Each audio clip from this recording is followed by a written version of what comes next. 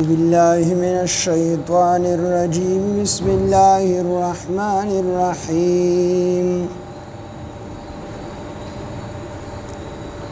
إن الذين كفروا وصدوا عن سبيل الله قد ضلوا ضلالا بعيدا إن الذين كفروا وظلموا لم يكن الله ليغفر لهم ولا ليهديهم طريقا إلا طريق جهنم خالدين فيها أبدا وكان ذلك على الله يسيرا يا أيها الناس قد جاءكم الرسول بالحق من ربكم فآمنوا خيرا لكم وإن تكفروا فإن لله ما في السماوات والأرض وكان الله عليما حكيما صدق الله العظيم رب اشرح لي صدري ويسر لي أمري واحلل عقدة من لساني يفقهوا قولي رب زدني علما سبحانك لا علم لنا إلا ما علمتنا إنك أنت العليم الحكيم سورة نساء شپږم سپارہ آیات نمبر 167 إن الذين كفروا وصدوا عن سبيل الله دا آیاتون مبارکاو کی دا زجر او تخویف تے منکرینو تا یهودیانو بد رسول الله صلی الله علیه وسلم صفات اغبه پټول او تورات کې به تخریب کو پخپل باندې هم گمراه او نور خلق په هم گمراه کول زګه چې تورات کې بکم صفاتونه د نبی علیه الصلاۃ والسلام راغلیو نو هغه په تورات کې موجود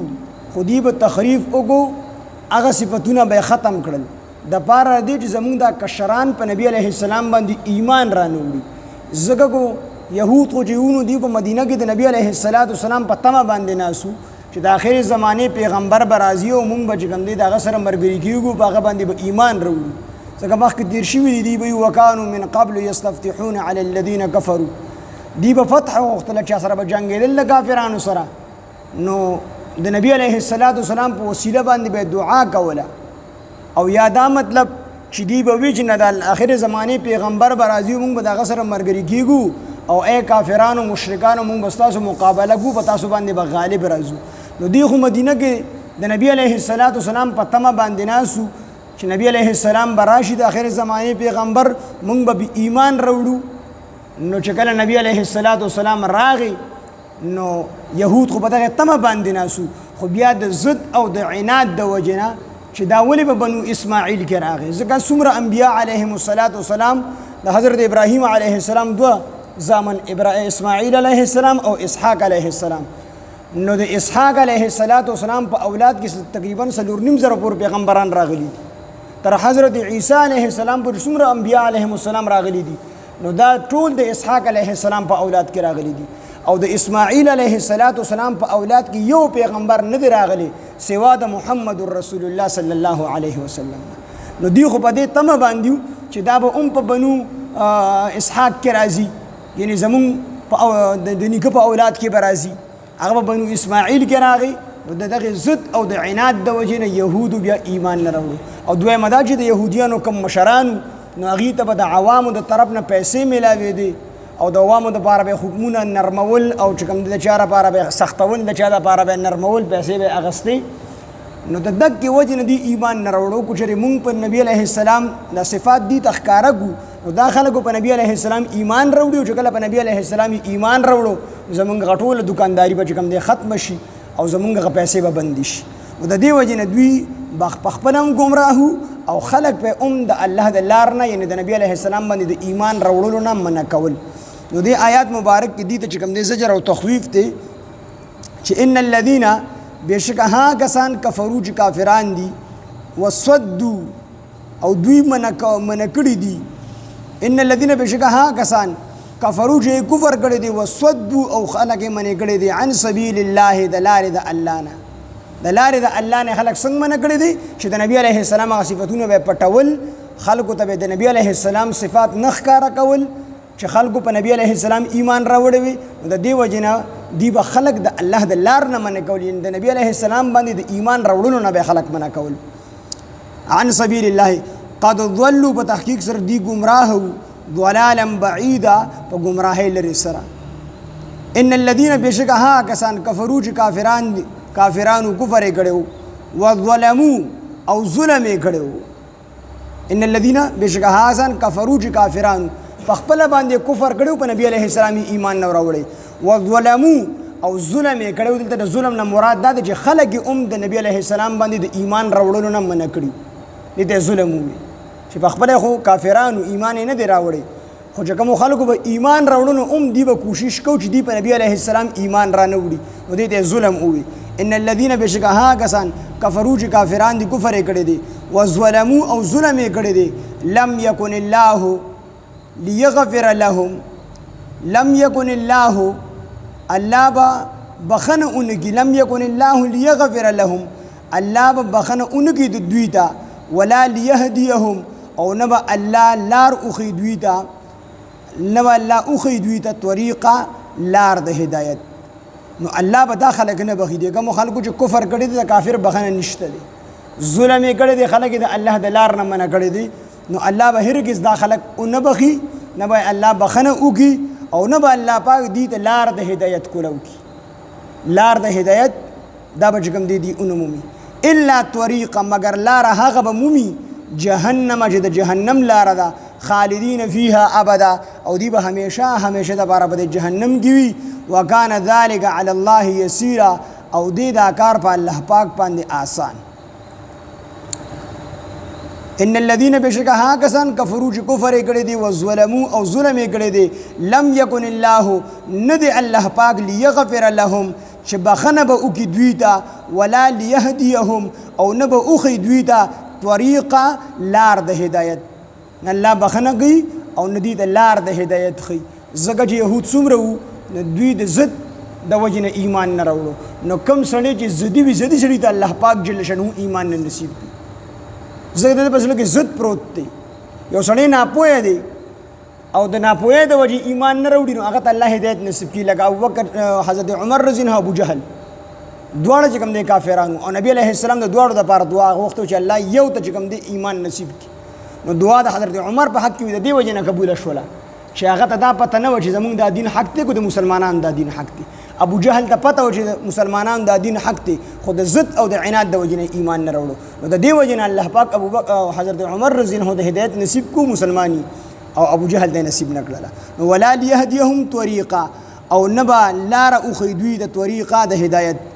الا طریق جهنم مگر لار به ورته ښیي د جهنم، خالدین فیها ابدا دی به همیشه د پاره په دغه جهنم کې وي د کافران. وکانه ذلک علی الله یسیرا او دی دا کار په الله پاک باندې آسان.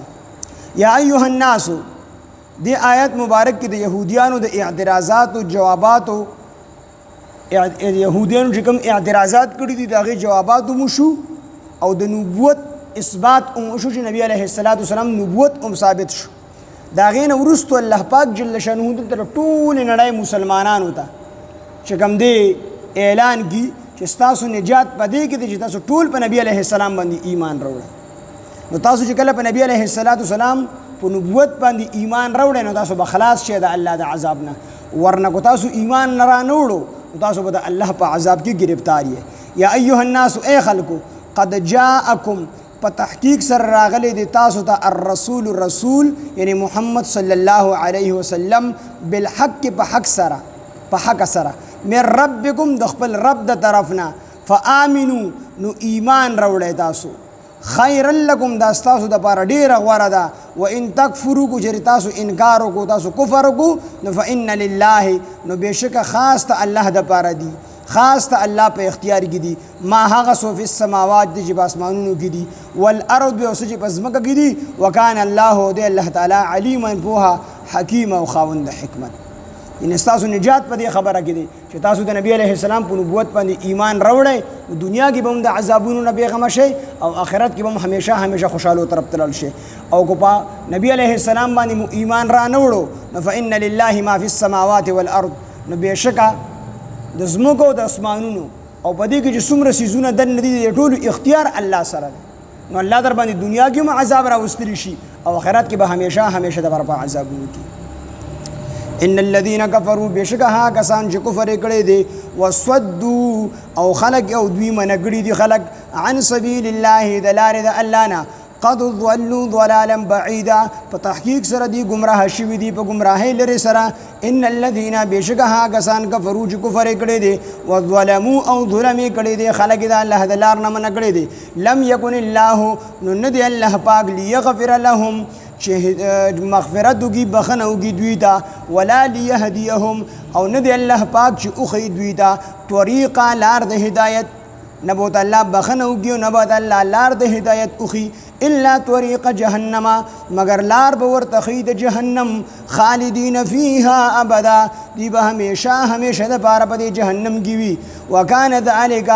او دی دا کار علی الله په الله باندې یسیرا آسان. یا ایها الناس اے خلقو قد جاءکم الرسول په تحقیق سره راغلی دی تاسو ته رسول یعنی محمد صلی الله علیه وسلم بالحق په حق سره من ربکم د خپل رب د طرفنا فآمنون ایمان راوړی خیر لکم دا ډیر غوره دی تاسو دپاره وان تکفروا کچر تاسو کفر کو فان لله نو بېشکه خاص ته الله دپاره دی ما څه چې فی السماوات په اسمانونو کې دي والارض او څه چې په ځمکو کې دي وکان الله دی الله تعالی علیما حکیما پوهه او خاوند حکمت.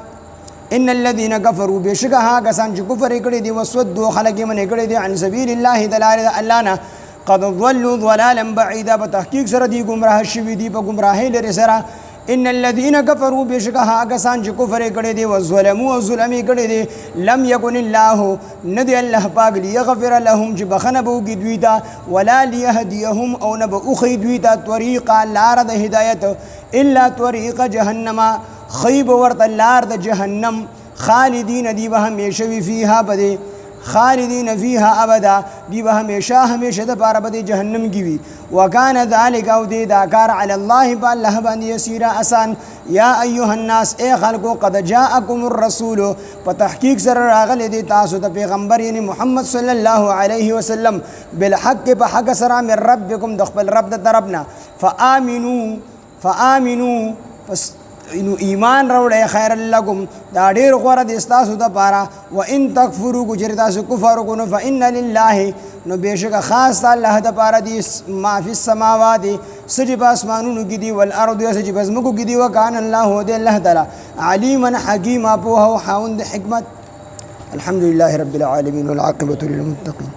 الصلاة والسلام على سید الانبیاء والمرسلین وعلى آله واصحابه اجمعین. ربنا تقبل منا إنك أنت السميع العليم وتب علينا إنك أنت التواب الرحيم. وصلى الله تعالى على خير خلقه محمد وآله وصحبه أجمعين برحمتك يا رحمن.